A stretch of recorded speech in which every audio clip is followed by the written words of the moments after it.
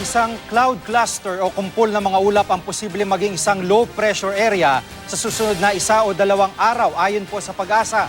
Makikita sa wind map ng Weather Central na posibleng mabuo ito sa bandang silangan ng Visayas. Pero hindi nasang lalakas ang sirkulasyon nito.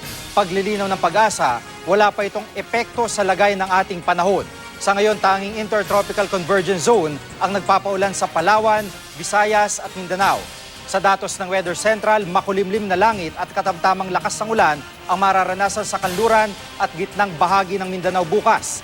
Mahinang ulan at maulap na papawirin naman ang mararanasan sa Visayas.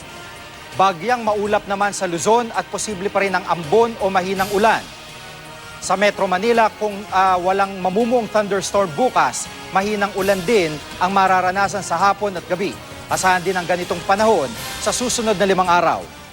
At para po sa iba pang detalye, bisitahin ang GMA Weather webpage o i-like at i-follow sa Facebook at Twitter. Itong GMA Weather, I am ready. Serbisyong totoo ng GMA News.